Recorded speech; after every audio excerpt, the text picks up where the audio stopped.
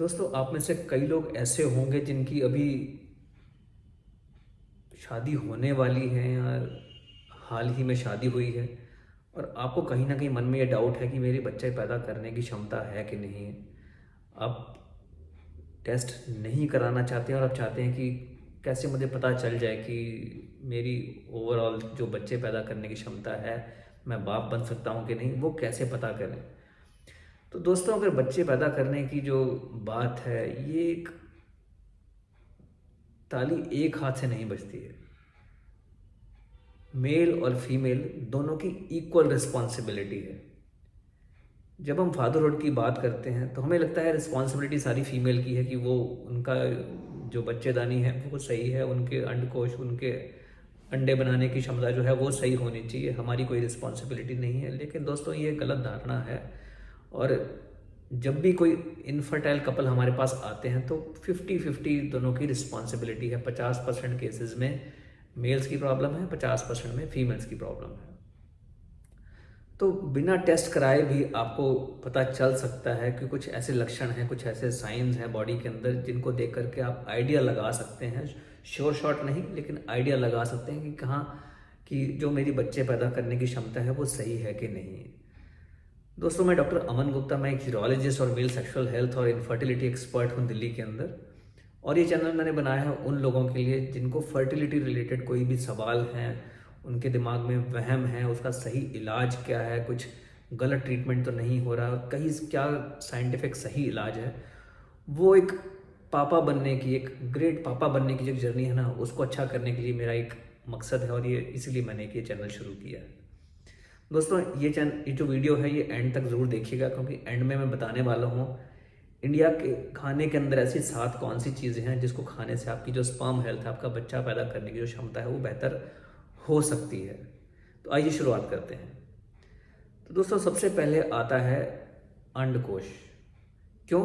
क्योंकि जो हमारे जो अंडकोश हैं वहीं से स्पर्म्स पैदा होने वाले हैं। तो सबसे पहले देखना है कि उसका साइज़ कैसा है।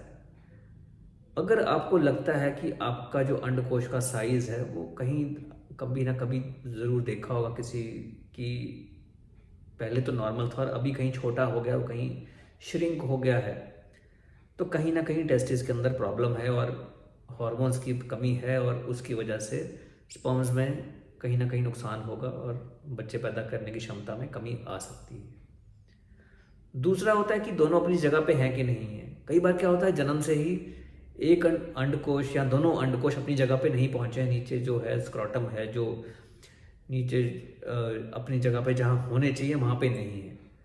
अब कई बार शर्म की वजह से या फिर पेरेंट्स को ध्यान नहीं समझ आता है, उस चीज़ का इलाज नहीं हुआ होता है और इसको बोलते हैं हम क्रिप्ट ऑर्किडिज्म या फिर अनडिसेंडेड टेस्टिस। इसके अंदर भी ऐसा होता है कि जो स्पर्म बनाने की क्षमता है वो टेस्टिस की कम हो जाती है और कहीं ना कहीं वो आपको प्रॉब्लम कर सकते हैं। कायदे से इसका इलाज बचपन में ही हो जाना चाहिए, लेकिन हमारे देश के अंदर कई बार नॉलेज नहीं होती है या शर्म के कारण भी लोग इस चीज़ का ट्रीटमेंट नहीं कराते हैं और जब तक पता चलता है तब तक वो नुकसान हो चुका होता है। फिर आता है कि कई टेस्टिस के अंदर गांठ है कि कोई ऐसी तो नहीं कि कोई गांठ बनी हुई है, टेस्टिस फूले हुए हैं, सूजे हुए हैं, या फिर उसके अंदर एक साइड की आपको लग रहा है एक साइड की तो फील करने में अलग है और दूसरे साइड में कुछ अलग फील कर रहे हैं, कोई वहाँ गांठ महसूस कर रहे हैं, या फिर ऐसा लग रहा है कि वहाँ पे जैसे कैंचुआ का गुच्छा होता है उसको, वो होता है टिपिकल वेरिकोसील के अंदर। तो ये सब जो है ये कहीं ना कहीं स्पर्म हेल्थ को इफेक्ट कर सकते हैं और अगर आपको ऐसा कुछ है तो वो उसका इलाज ज़रूर होना चाहिए। फिर आता है कि जो आपकी जो हेयर ग्रोथ पैटर्न है, हेयर ग्रोथ पैटर्न मतलब आपकी जो दाढ़ी है, जो फेस के हेयर हैं, छाती के बाल हैं, या फिर जो प्यूबिक हेयर हैं, जो आपके जो गुप्तांग हैं उसके आसपास के जो बाल हैं, ये सब जो है ड्राइव, इनको जो ड्राइव करने वाला, इसके ऊपर इनको ऊपर जो काम करता है वो है हमारा मेल हार्मोन टेस्टोस्टेरोन। अगर किसी का टेस्टोस्टेरोन सही नहीं बना है तो कहीं ना कहीं वो जो प्यूबिक हेयर, आपका जो मेल पैटर्न जो है हेयर डिस्ट्रीब्यूशन का, कहीं ना कहीं वो इफेक्ट होगा। आपको लगता है पहले तो मैं रोज़ दाढ़ी बनाता था और अब आजकल ऐसा नहीं हो रहा है, मेरा रोज़ जो है फेस पे बाल आने कम हो गए हैं, कहीं ना कहीं वो टेस्टोस्टेरोन की कमी के कारण हो सकता है। अगर आपके प्यूबिक हेयर ही कम है तो और आपको लगता है कि वो नहीं आए हैं जैसे कि होने चाहिए, तो कहीं ना कहीं टेस्टोस्टेरोन के अंदर या हार्मोन के अंदर कुछ कमी हो सकती है।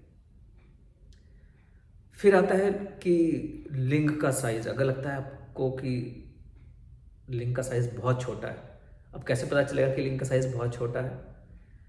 आम तौर पे ये जो एक प्रॉब्लम है वो बहुत रेयर होती है, बहुत कम लोगों के अंदर ही लिंग का साइज बहुत छोटा होता है, जो कि अक्सर हार्मोन फैक्टर की वजह से होता है या फिर कुछ जेनेटिक फैक्टर्स होते हैं जिसकी वजह से ऐसा होता है। मेजॉरिटी लोगों का लिंग का साइज ठीक होता है, लेकिन आपको फिर भी लग रहा है कि नहीं ये साइज बहुत छोटा है, तो कहीं ना कहीं हॉर्मोन्स की कमी हो सकती है। अक्सर उसके साथ ऐसा भी होगा कि अंडकोश का साइज भी कम हो सकता है। तो इस स्थिति के अंदर भी कहीं ना कहीं हॉर्मोन्स का डिफेक्ट हैं, जो सेक्सुअल हॉर्मोन्स हैं, उसकी वजह से भी आपको प्रॉब्लम हो सकती है फर्टिलिटी के अंदर। फिर आता है कि ओबेसिटी, अगर आपका बॉडी का वजन बहुत ज़्यादा है तो बॉडी का वजन ज़्यादा होने से हॉर्मोन्स में ज़रूर इफेक्ट होता है। क्या होता है? जो हमारे एडिपोसाइट्स है, जो फैट सेल्स हैं, वो हमारे मेल हार्मोन को फीमेल हार्मोन में कन्वर्ट करने की क्षमता रखते हैं।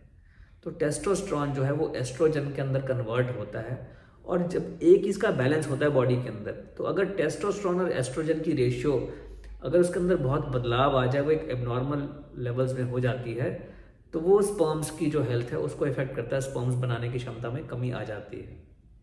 तो अगर आपका बॉडी का वजन बहुत ज़्यादा है तो कहीं ना कहीं वो आपकी स्पर्म की हेल्थ और सेक्सुअल हेल्थ को इफेक्ट कर सकता है। फिर आता है ओवरऑल एक लाइफस्टाइल।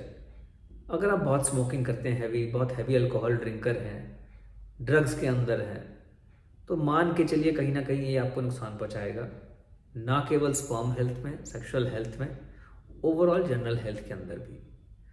अगर आपके स्ट्रेस लेवल बहुत हाई है, आपका वर्क प्रोफाइल ऐसा है, आपका नेचर ऐसा है कि आपको जो है बहुत हैवी आपका वर्किंग लाइफस्टाइल है, आपको रेस्ट करने का मौका नहीं मिल रहा, तो ये आपके स्पर्म हेल्थ को नेगेटिवली इफेक्ट कर सकता है।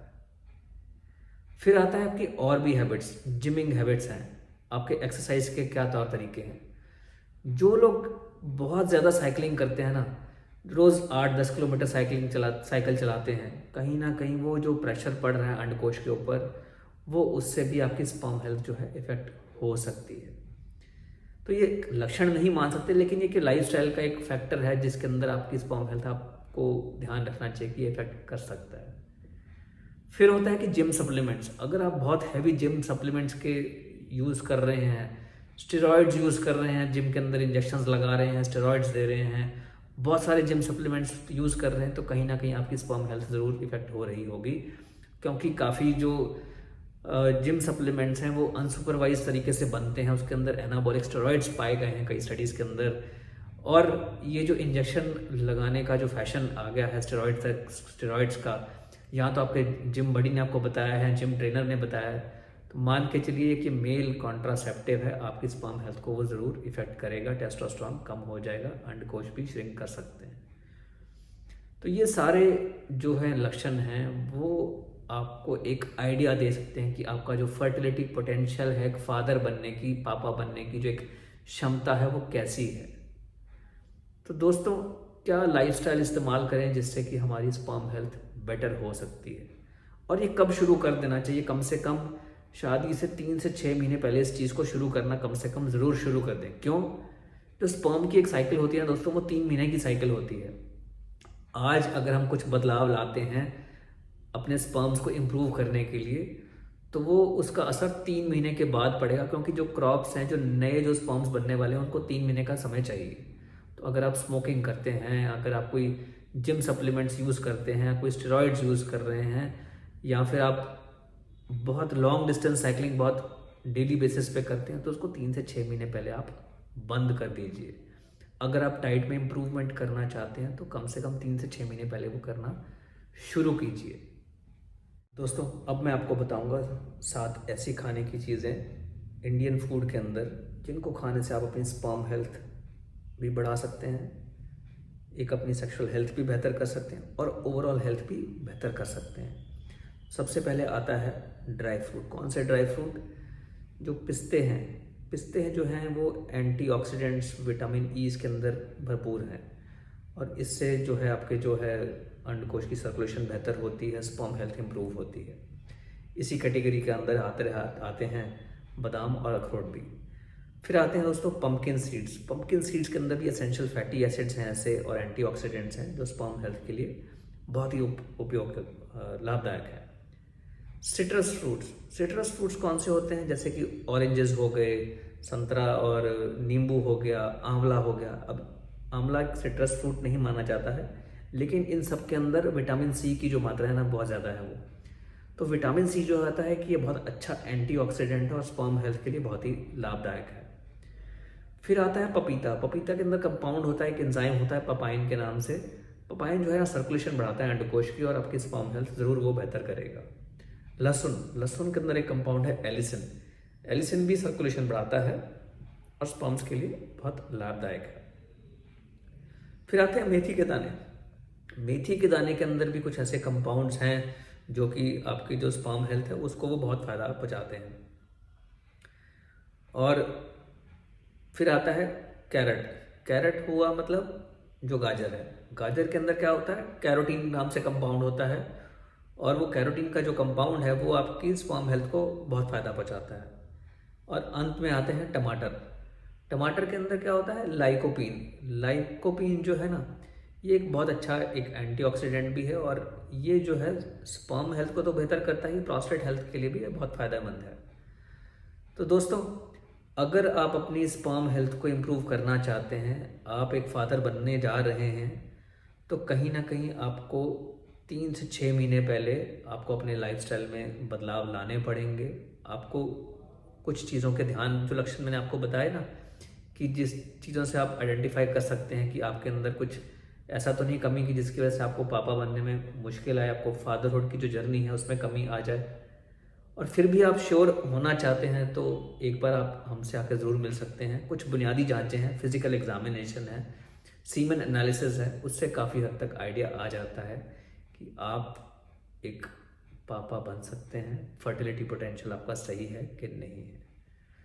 दोस्तों, अगर आपको इस वीडियो से कुछ फ़ायदा मिला, कुछ ऐसा आपको लगा कि आपकी जो पापा बनने की जर्नी है वो अच्छी हो सकती है, तो ज़रूर मेरे चैनल को सब्सक्राइब कीजिएगा और ज़रूर अपने दोस्तों से या अपने भाइयों से जो इस जर्नी, इस राह की तरफ जा रहे हैं, एक पापा बनने वाले हैं, तो ज़रूर उनसे शेयर कीजिएगा। हम जल्दी मिलेंगे अगले वीडियो में, जहाँ पे आपसे और भी ऐसी जानकारी मैं ज़रूर शेयर करूँगा। धन्यवाद दोस्तों।